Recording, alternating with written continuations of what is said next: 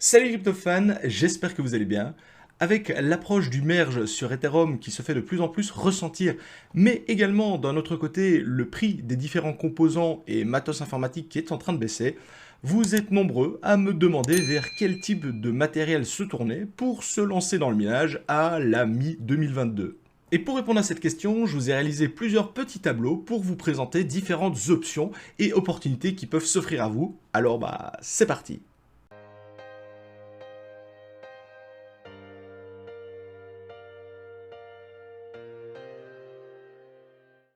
Cette vidéo est sponsorisée par Happy Mining. Happy Mining, c'est le partenaire spécialement dédié au matériel de minage avec qui je bosse depuis pratiquement un an.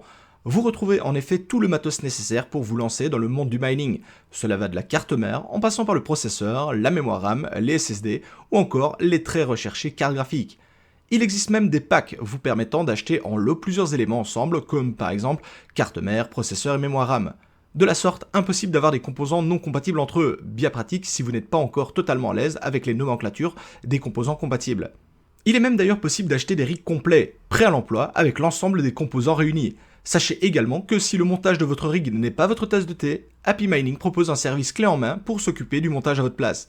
D'ailleurs, en parlant des avantages offerts, pour moi, le plus important est que le site propose du stock sur du matériel basé en France. En effet, ici, pas de frais de douane, d'attente interminable pour du matos qui vient d'Asie, car l'ensemble du matériel est directement disponible en France et plus précisément sur Paris.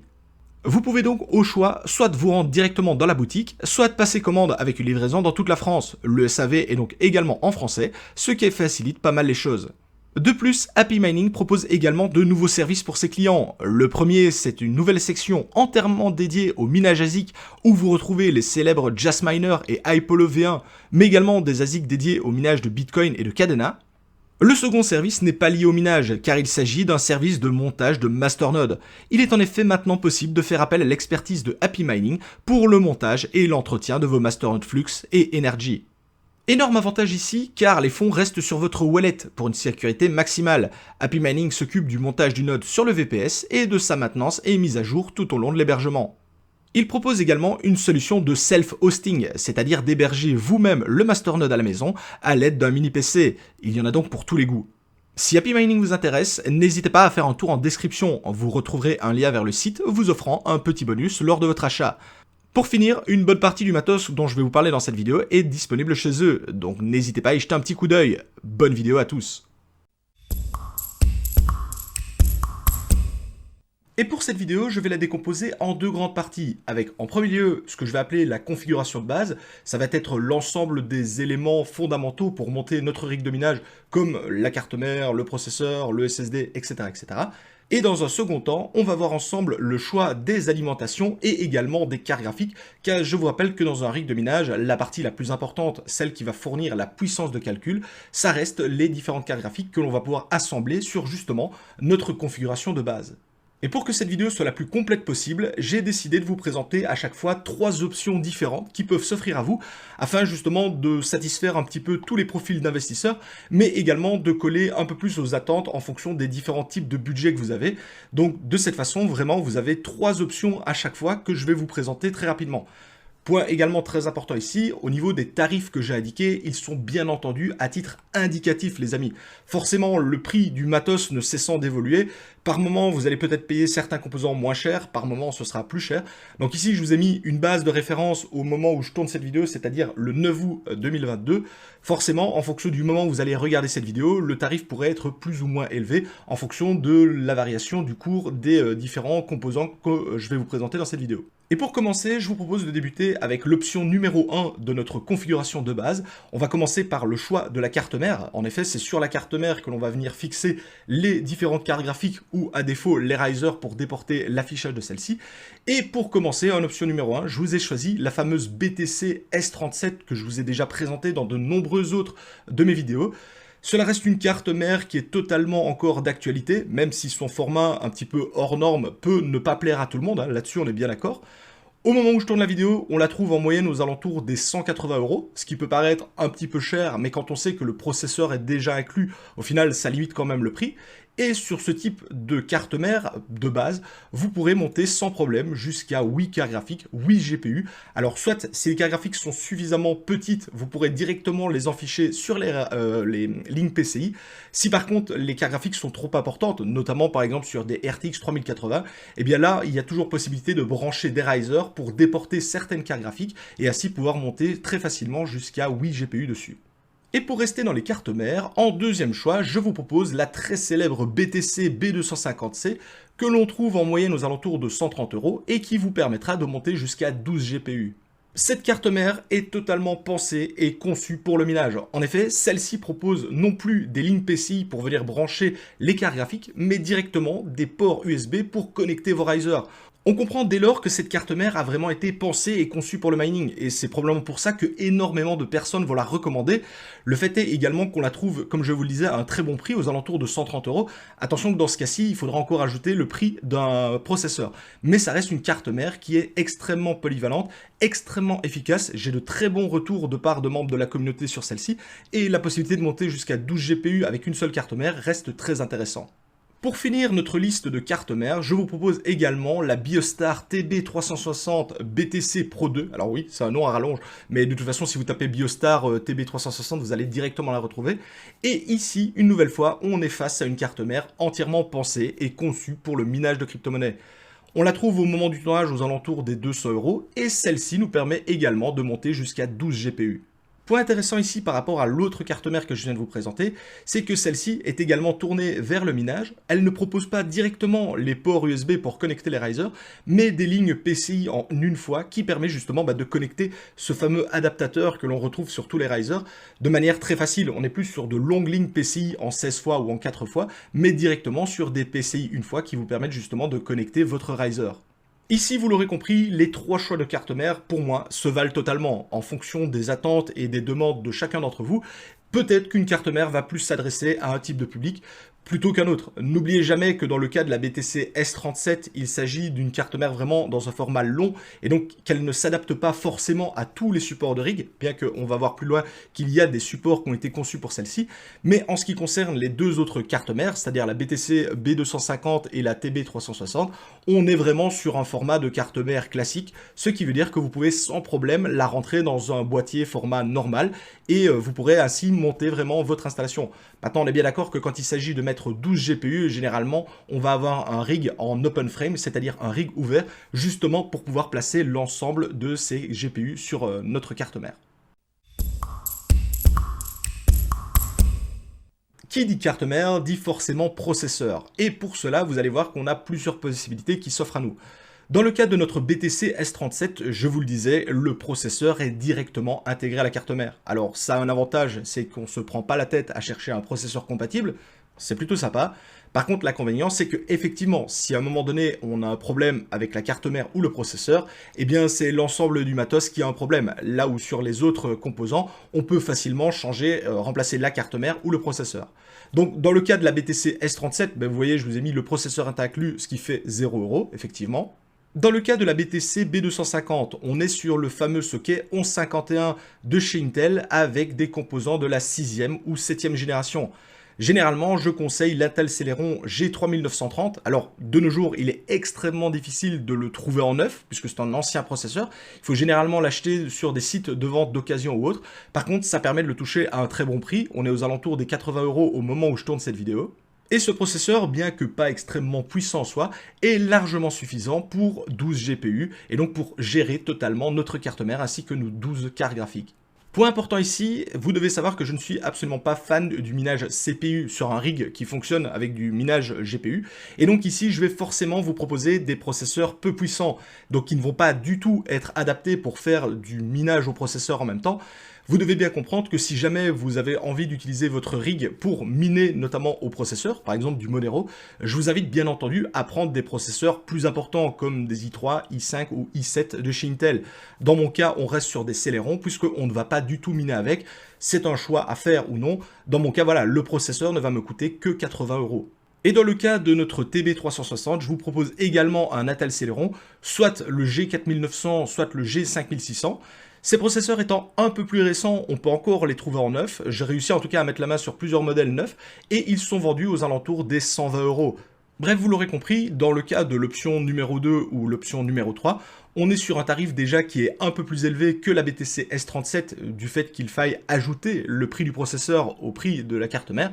Par contre, je reviens encore une fois dessus, mais l'énorme avantage, c'est que l'on peut remplacer sans problème les différents composants. Là où sur une BTC S37, si le processeur vient vous lâcher, eh bien il faudra changer totalement la carte mère et donc le processeur qui va avec. Pensez-y notamment lorsque vous allez sélectionner l'une ou l'autre des options qui s'offrent à vous. Ensuite, pour notre carte mère, nous allons avoir besoin de mémoire RAM. Et ici, il y a quand même deux grosses différences. En effet, dans le cas de la BTC S37, on est sur de la mémoire RAM au format portable, c'est-à-dire ces grandes barrettes format SODIMM, connues dans le milieu, et on est sur de la DDR3. Attention à ne surtout pas confondre avec ici, on va partir sur de la DDR4. Alors, dans notre cas, pour la BTC S37, il faut savoir également que la carte mère n'accepte pas toutes les fréquences de mémoire RAM. Donc, dans notre cas, ici, je suis parti sur un modèle de chez Crucial en 4 Go de DR3 pardon, en 1600 MHz, et on est aux alentours des 22 euros pour une barrette. 4 Go, c'est largement suffisant. Cependant, par moment, on voit que le prix de la barrette de 8 Go est quasiment au même prix que la barrette de 4 Go. Donc, si c'est le cas, n'hésitez pas à monter sur 8 Go, ça ne vous fera pas de mal. En ce qui concerne deux autres cartes mères, c'est exactement le même principe, sauf qu'ici, on est sur de la mémoire RAM classique, plus le format portable. On peut partir sur 4 ou 8 Go dans nos deux cas, avec cette fois-ci, bien entendu, de la DDR4, puisque nos cartes mères sont plus récentes, et également une fréquence de 2400 MHz qui est compatible avec les différentes cartes mères. Encore une fois, lorsque vous achetez ce type de carte mère, n'hésitez pas à regarder sur internet les fréquences qui peuvent être prises en charge pour les mémoires RAM. En effet, toutes les fréquences ne peuvent pas être acceptées. Donc ici, dans le cas de la 2400, je suis sûr et certain pour les avoir checkées que celle-ci fonctionne. Si vous avez de la 2166, de la 2800 ou autre, n'hésitez pas à jeter un œil sur le manuel. On le trouve sans problème sur les sites des revendeurs pour voir justement si ce type de mémoire RAM est compatible. Ici, encore une fois, pour la barrette de 4 Go, on est sur un 35 euros. C'est exactement la même barrette dans les deux cas. On est également sur un modèle de chez Crucial pour la petite info. Encore une fois, ici, des fois, le modèle à 8 Go est quasiment au même tarif que le 4 Go. Si jamais c'est le cas, ou si vous êtes à quelques euros près, n'hésitez pas à monter sur 8 Go. Ça ne vous fera absolument aucun mal non plus. En ce qui concerne la partie stockage de notre système d'exploitation, cela peut être aussi bien un Windows qu'un Easy Mining OS, qu'un Hive OS, qu'un Simple Mining, etc., etc. Là, vous êtes bien entendu libre de choisir le système d'exploitation qui vous convient. D'habitude, je vous proposais toujours des clés USB parce que leur tarif était extrêmement bas et que ça permettait très facilement de monter vraiment le système d'exploitation sur son SSD. Attention ici que avec la baisse énorme des tarifs des SSD, de nos jours, on peut trouver par exemple ce modèle Yukon de 120 Go à seulement 18 euros.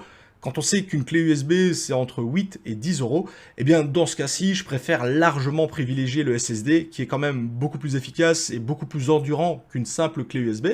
Quand les SSD étaient beaucoup plus chers, c'était beaucoup plus discutable. Cependant, vous devez savoir que si vous achetez ce type de SSD, c'est un SSD interne, vous allez devoir notamment monter l'ISO, donc le système d'exploitation dessus. Et une clé USB, c'est très facile. Vous la connectez sur le port USB de votre tour de votre PC et vous allez pouvoir monter le système d'exploitation dessus sans aucun problème.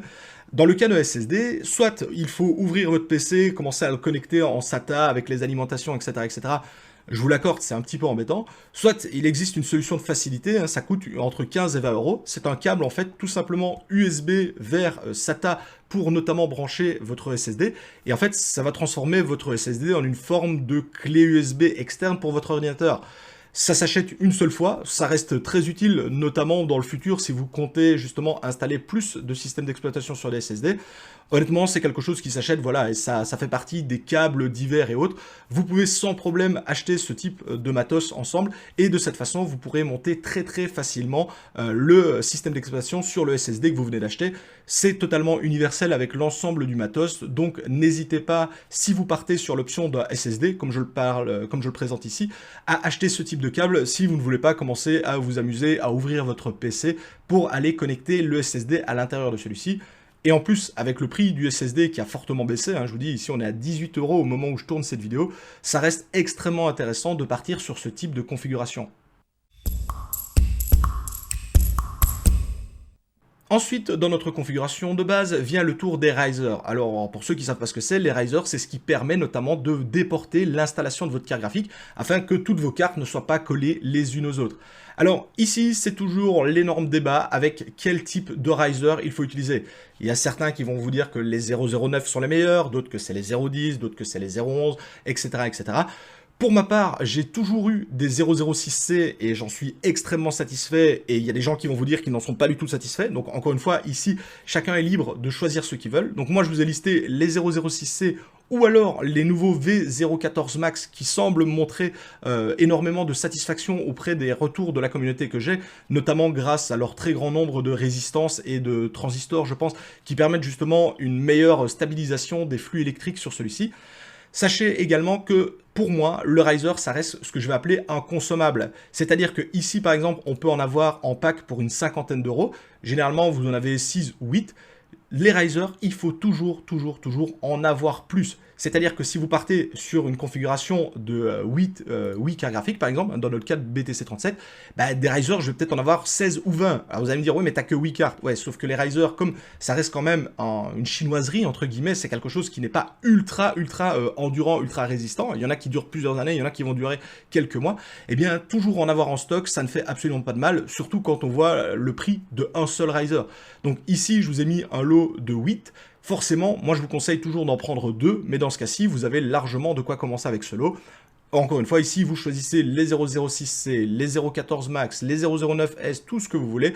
De toute façon, tout le monde a des avis différents, parce que forcément, si vous êtes tombé sur un lot défectueux, vous allez dire plus jamais ce lot-là, alors qu'il y a des personnes qui n'auront pas de problème, etc., etc. Bref, encore une fois, les risers, ça reste quelque chose qui est extrêmement fragile.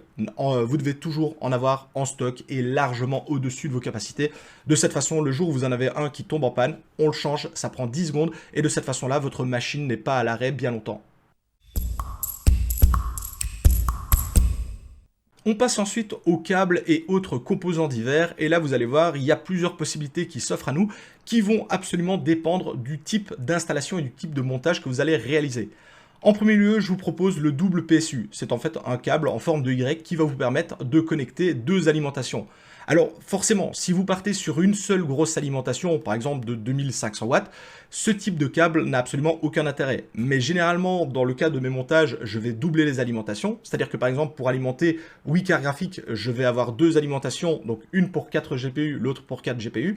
Dans le cas d'un montage à 12 GPU, comme dans l'option numéro 2 ou l'option numéro 3, je vais partir également sur deux alimentations. Je préfère personnellement prendre deux grosses alimes plutôt qu'une seule très grosse, car généralement, ça revient moins cher et ça permet surtout d'avoir une redondance. En effet, lorsqu'on a deux alimentations, ça fait potentiellement 2 fois plus de panne, mais lorsqu'on a une panne sur une, ce n'est pas l'entièreté du rig qui est à l'arrêt.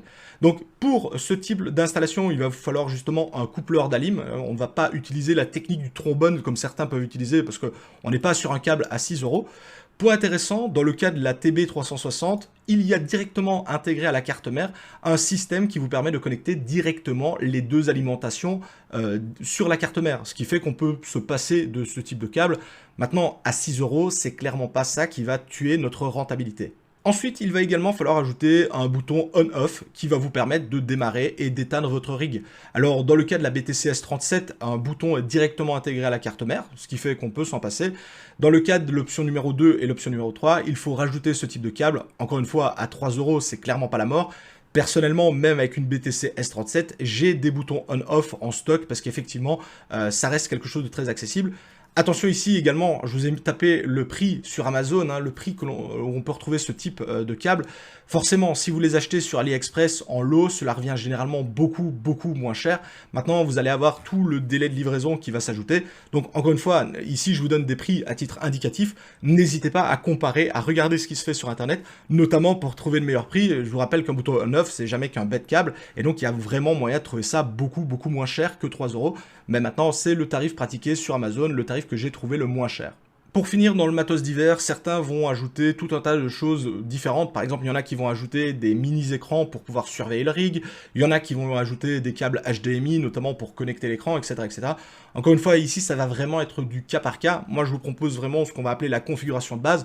Forcément, si vous commencez à vouloir installer 4 écrans sur votre mini-rig, ensuite avoir une connexion sur un grand 32 pouces, forcément, là, ça va vraiment être du cas particulier. Donc, dans mon cas, ici, je ne vais pas ajouter de matos ou d'autres câbles divers, mais en fonction de votre type d'installation et de configuration, vous devriez peut-être acheter plus ou moins de composants. Ici, on part vraiment sur une config de base qui sera 100% fonctionnelle en l'état.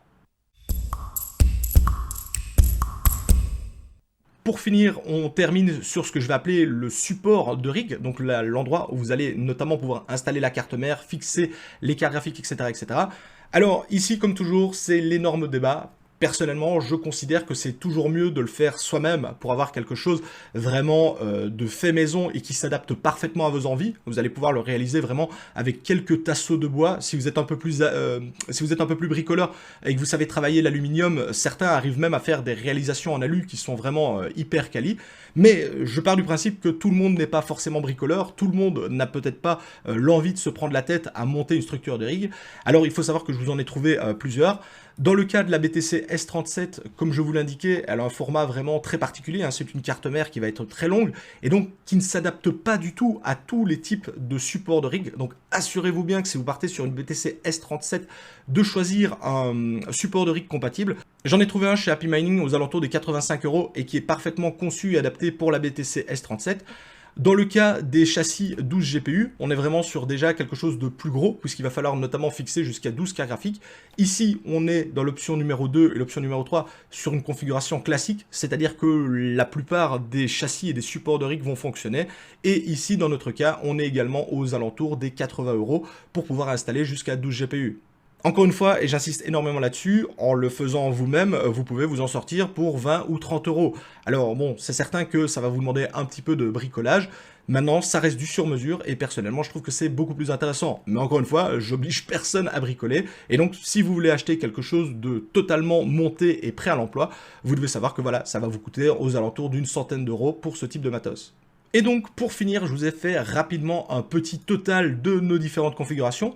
Donc, dans le cas de l'option numéro 1, on se situe aux alentours des 360 €, 400 € pour l'option numéro 2 et 500 € pour l'option numéro 3, sachant que au niveau vraiment des configurations, elles se valent toutes. Encore une fois, ça va vraiment dépendre des tarifs au moment où vous allez vouloir vous procurer ce type de matos, hein, qui vont peut-être évoluer. Je veux dire, peut-être que l'option numéro 2, à un moment donné, va être plus chère que l'option numéro 3 et vice-versa.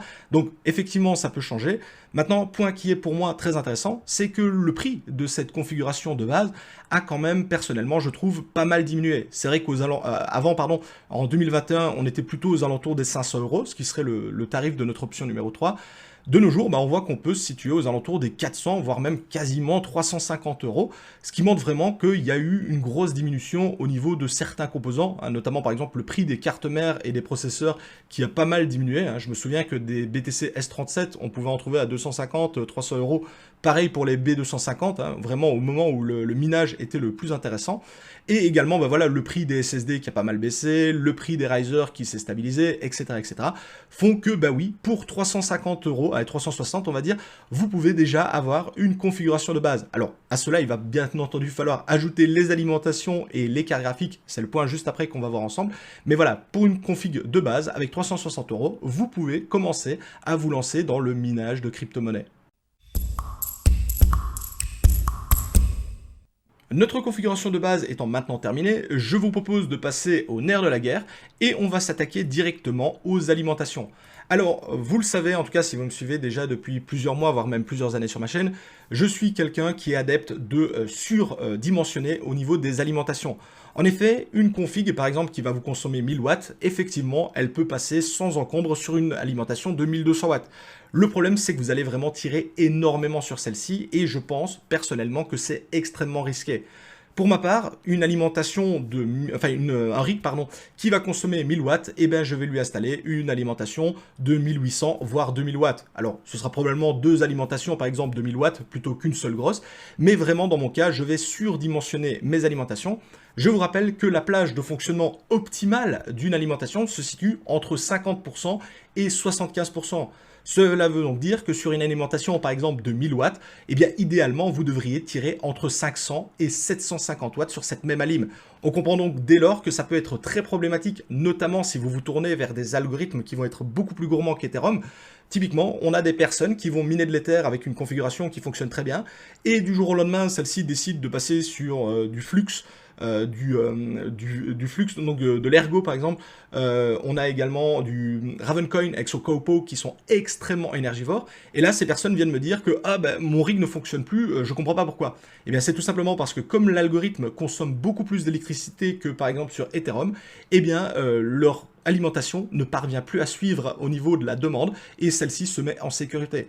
Donc vous comprenez bien pourquoi moi je vais vous mettre des alimentations surdimensionnées. Après, encore une fois, moi je n'impose absolument rien, chacun est libre de faire ce qu'il veut. Si vous voulez mettre un rig de 1000 watts avec une alimentation de 1200 watts, je ne vais pas faire la police et le gendarme et venir derrière vous. Maintenant, vous devez savoir que voilà, un rig qui consomme 1000 watts, moi je lui mets facilement 1800 voire 2000 watts en termes d'alimentation. Ceci étant dit, je vous propose également ici 3 options qui s'offrent à vous. On commence donc par une alimentation de type serveur. Les alimentations HP sont super réputées pour cela, avec également sa breakboard, donc ce système qui va vous permettre justement de connecter des alimentations, enfin des fiches PCI. Donc on est sur une alimentation serveur HP de 1200 watts et généralement ce type d'alimentation se trouve à 200 €. Attention ici, on est généralement sur du matos d'occasion ou surtout du matos reconditionné. En effet, à ce tarif-là, ce type d'alimentation normalement est beaucoup plus cher, donc il s'agit généralement de matos reconditionné, remis à neuf, mais ça reste quand même une option très intéressante. En option numéro 2, je vous propose la Corsair HX 1200 watts que l'on trouve au moment du tournage aux alentours des 260 €. Ça fait partie de ces très grosses marques d'alimentation. Corsair fait partie vraiment des leaders sur le marché. On est sur une alimentation qui est hyper qualitative au niveau composant. On est sur un tarif effectivement un peu plus élevé que la version serveur. Par contre également, point intéressant ici, vu qu'il s'agit d'une alimentation de type ordinateur, eh bien vous n'aurez aucun problème à revendre ce type d'alimentation dans le futur, si jamais par exemple le minage ne vous intéresse plus. Là où une alimentation serveur, ça va être effectivement très compliqué de la revendre, surtout à un gamer par exemple. Et pour ceux qui ont encore besoin de plus de watts, je vous propose l'option numéro 3 avec la fameuse EVGA de 2000 watts, au prix effectivement qui pique un petit peu de 400 €. Par contre ici on est vraiment également sur ce qui se fait de mieux en termes d'alimentation. EVGA est réputée également comme une excellente marque d'alimentation et de composants de manière générale. Alors ici, forcément, je vous ai cité 3 options possibles. Il y a des gens qui vont me dire qu'il y avait effectivement dans les marques Cooler Master, FSP, Seasonic, etc., etc.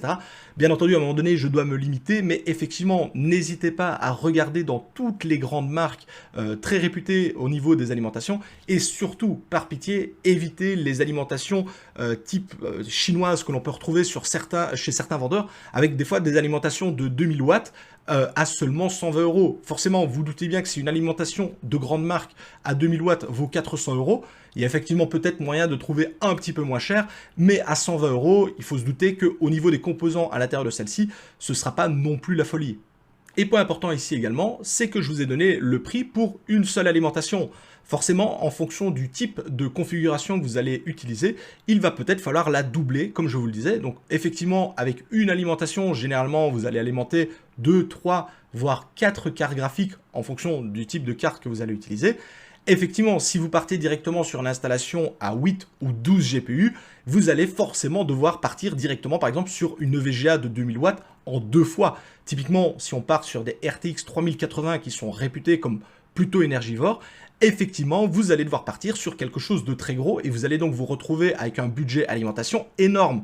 Par contre, rien ne vous empêche de commencer petit, par exemple, avec 3 cartes graphiques, et ensuite de racheter par la suite des composants et du matériel pour faire grossir votre installation. Encore une fois, je le précise parce qu'il y a des personnes qui ont vraiment parfois du mal avec ça. Ce n'est pas parce que la carte mère peut accepter 12 GPU que vous devez forcément commencer avec 12 GPU. Par contre, une chose est certaine, c'est que plus vous mettez de cartes graphiques sur une installation, plus vous allez pouvoir faire des économies d'échelle. Ce que je veux dire, c'est que par exemple, une carte mère qui coûte 150 €, elle coûte toujours 150 € avec une carte ou avec 12 cartes. Et c'est là qu'on peut notamment faire des économies d'échelle, puisque effectivement, cette même carte mère, son prix au niveau par GPU va être réduit si forcément vous en mettez 12 au lieu d'en mettre 2, par exemple. Je vous propose maintenant de passer à la partie la plus intéressante de cette vidéo, ça va être le choix des cartes graphiques pour notre configuration. Encore une fois, je vous ai pris 3 options disponibles avec différentes offres de prix. On commence donc par la gamme de chez Nvidia, la gamme AMD vient juste après, je vous rassure, avec en option numéro 1 la RTX 3060 Ti, que l'on trouve au moment du tournage aux alentours des 500 euros. Son prix a énormément baissé, ça reste pour moi à l'heure actuelle une des meilleures cartes graphiques à utiliser dans le domaine, car effectivement elle consomme pas énormément, par rapport notamment par exemple à sa grande sœur qu'on va voir en option numéro 2, et elle offre surtout une très bonne puissance de minage sur les différents algorithmes, ce qui en fait une carte très intéressante avec un rapport puissance de consommation électrique H très intéressant. Et en option numéro 2, je vous propose l'exact opposé, c'est-à-dire une carte graphique extrêmement puissante, mais qui va également consommer pas mal d'électricité. C'est la RTX 3080 que l'on trouve de nouveau aux alentours des 850 euros au moment du tournage de cette vidéo. Pareil, son prix a énormément diminué. À une époque, on la trouvait pas loin de 1400 voire 1500 euros. Son prix peut encore diminuer, hein. C'est une carte graphique que l'on pourrait espérer retrouver aux alentours des 700-750 euros. À l'heure actuelle, c'est 850. Et celle-ci offre effectivement une énorme puissance de minage. Par contre, la consommation électrique qui suit va être également plus importante. Également, point très intéressant et très important sur celle-ci, généralement, les pads thermiques qui vont servir à refroidir la VRAM de notre RTX 3080 sont très souvent de mauvaise qualité, ce qui va vous obliger à repad la carte graphique si vous voulez miner avec. Ça veut dire que vous allez devoir directement la démonter, l'ouvrir, pour changer les pads thermiques, pour réduire la température de votre VRAM qui peut monter facilement à plus de 110 degrés, ce qui est vraiment pas bon pour celle-ci. Là où avec effectivement la RTX 3060 Ti, on n'a absolument pas ce problème puisque les pads thermiques et la VRAM de celle-ci ne chauffent pas énormément puisque la consommation est moindre. Et donc effectivement, si vous partez sur la RTX 3080, vous devez savoir que quasiment sûr à 99%, vous allez devoir l'ouvrir à peine reçu pour modifier les pads thermiques. Pensez-y, notamment si vous décidez d'en acheter 12 d'un coup, vous allez devoir repad 12 cartes graphiques. Et en option numéro 3, je vous ai proposé vraiment l'exact opposé de notre RTX 3080, c'est-à-dire la GTX 1660 Super que l'on trouve aux alentours de 260 euros. Donc on est sur un tarif beaucoup plus intéressant au niveau prix d'achat. La carte graphique consomme au final très peu d'énergie, hein. On a des cartes graphiques, ces cartes graphiques là peuvent tourner en dessous des 100 watts en fonction des algorithmes bien entendu, mais on est très loin par exemple des 300 watts de la RTX 3080. Alors attention, forcément, qui dit également moins de consommation électrique dit effectivement beaucoup moins de puissance par rapport à ces autres cartes graphiques là. On est sur une génération un peu plus ancienne, maintenant la carte est toujours d'actualité. Je connais d'ailleurs pas mal de mineurs qui se tournent vers ce type de carte parce que justement, vu que le tarif de l'électricité ne cesse d'augmenter, ce type de carte très économe en énergie peut être intéressante. De plus, cette carte graphique s'adapte vraiment aux différents algorithmes sans aucun problème. Vous pouvez miner de l'Ethereum classique avec, mais également de l'Ergo, du Conflux, du Flux, du Ravencoin, du Firo, etc. Vraiment, vous n'aurez aucun problème avec cette carte graphique-là. Par contre, ne vous attendez pas non plus, forcément pour 260 euros, ne vous attendez pas non plus à des performances hors du commun en niveau puissance de minage. Ceci étant dit, je vous propose maintenant de passer au choix de carte graphique du côté de chez AMD, le grand concurrent de Nvidia, Intel ne nous ayant toujours pas sorti ses GPU. Et ici aussi, je vous propose de nouveau 3 options, avec la 6600 XT que l'on trouve aux alentours des 380 euros. Probablement l'une des meilleures cartes graphiques, en tout cas chez AMD à l'heure actuelle. C'est un petit peu l'équivalent de la GTX 1660 Super avec bien entendu ici plus de performance, mais c'est également une carte graphique qui va consommer très peu d'énergie, ce qui la rend très intéressante pour les mineurs, puisque effectivement avec sa faible consommation, vous pourrez vraiment sans problème en mettre une grande quantité sans pour autant voir votre facture énergétique complètement exploser. En option numéro 2, je vous propose la 6750 XT, qui est la remplaçante en fait de la 6700 XT classique. C'est un modèle, hein, le 50 veut simplement dire que c'est un modèle légèrement amélioré par rapport à l'ancienne version. Alors pourquoi est-ce que je vous propose la nouvelle version ici? Eh bien tout simplement parce qu'au moment où j'ai tourné la vidéo, le prix des deux versions était quasiment identique. Et donc pour le même prix, je préfère prendre la dernière génération, qui est un petit peu plus efficace. Attention que ça ne change pas grand-chose. Forcément, si vous trouvez par exemple une 6700 à 480 euros, je pars largement sur la 6700. Par contre, si vous trouvez, voilà, moi dans mon cas, il y avait moins de 10 euros de différence, pour 10 euros de différence, je prends le dernier modèle. Encore une fois, n'hésitez pas à comparer les prix. On est ici par exemple sur une carte vraiment milieu de gamme de chez AMD qui offre un très bon ratio consommation électrique, performance au niveau de la puissance de H. Également, cette carte graphique est à l'aise sur de nombreux algorithmes, un petit peu moins que Nvidia, parce que Nvidia a vraiment ce côté très tout-terrain, très 4x4, mais ça reste une carte graphique vraiment très intéressante. Et si on veut continuer à monter en termes de puissance et également de consommation électrique, je vous propose l'option numéro 3 avec la 6800 que l'on trouve aux alentours des 640 € au moment du tournage de cette vidéo. Ici, on est quasiment sur le haut de gamme de chez AMD, il reste la 6900 au-dessus, mais qui a vraiment un ratio prix-performance désastreux, c'est pour ça que je vous propose la 6800. Et ici, on est vraiment sur le top du top de ce qui peut se faire en termes de puissance de minage chez AMD. Point également très intéressant ici sur les cartes AMD, aucune n'a de problème de pad thermique comme chez Nvidia, ce qui veut dire que ici, peu importe le modèle que vous allez prendre, vous n'aurez pas besoin de l'ouvrir pour changer les pads thermiques, il suffira vraiment de les installer, de les brancher, et elles fonctionneront directement à 100% de leur capacité. C'est quelque chose à prendre en compte, notamment si vous la comparez par exemple à la RTX 3080, où là, en plus du prix, vous allez devoir acheter les pads thermiques, ce qui coûte pas très cher, mais par contre, ouvrir une carte graphique dès le départ, ce qui, dans certains cas, fait malheureusement sauter la garantie. C'est quelque chose qu'il faut retenir, notamment si vous vous tournez vers ce type de carte graphique, sachant que voilà, chez AMD, l'intégralité de la gamme n'a aucun problème.